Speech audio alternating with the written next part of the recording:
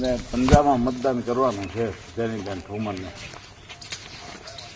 બરાબર, કમળ હવે છે ને નથી, એમાં કાંઈ લેવાનું કાંઈ કરે એમ નથી, ધ્યાન નથી દેતા કોઈ, ડાયરેક્ટ એને પોરો દેવાનો છે. એટલે અત્યારે આ ચૂંટણી આપણે છે ને મહત્વની એટલે છે માધુજીભાઈ કે આની મહિનાથી આપણે પંચાયતની ચૂંટણી આવી જાય વાહે, દાદાને થોડુંક ગોઠવીને ભેગું કરીને એમાં પણ આપણે કાંઈ ના આવે.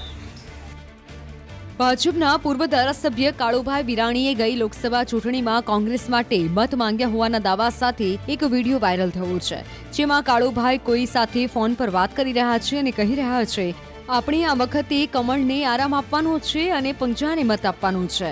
જોકે ન્યૂઝ 18 ગુજરાતી આ વાયરલ વિડીયોની પુષ્ટિ નથી કરતું, પરંતુ જે દાવો કરાઈ રહ્યો છે તે રજૂ કરી રહ્યું છે.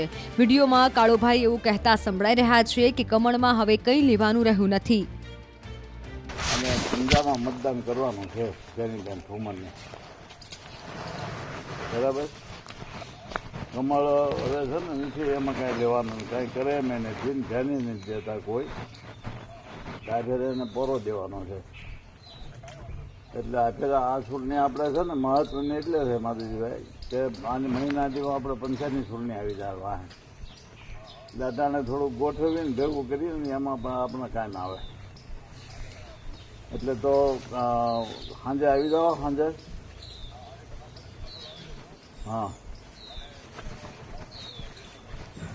કેશરભાઈને ફોન કરો, નકર એમ કરો સાંજે 5 પછી કે 6 જણા ગમે ત્યાં ભેગા થાય અને ત્યાં ભજીયાનો પ્રોગ્રામ રાખો. અમારે અહીંયા બધું આવી જાય, જે જોવે એટલા જેટલાના ભજીયા ને ત્યાં કંદોયો ને બધું મૂકી દે.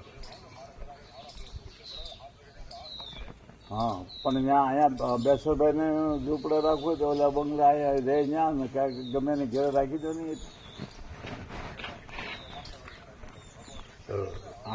હા,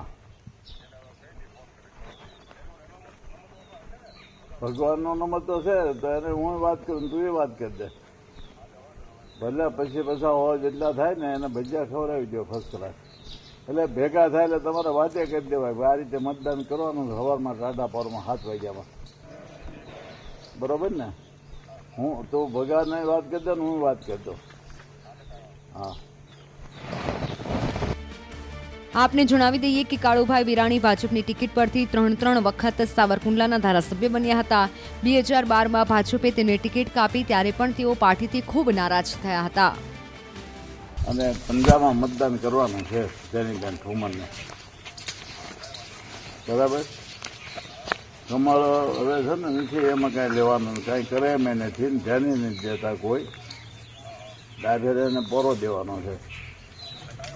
એટલે અત્યારે આ ચૂંટણી આપણે છે ને મહત્વની એટલે છે માધુજીભાઈ કે આની મહિનાથી આપણે પંચાયતની ચૂંટણી આવી જાય વાહે, દાદાને થોડુંક ગોઠવીને ભેગું કરીને એમાં પણ આપણે કાંઈ ના આવે.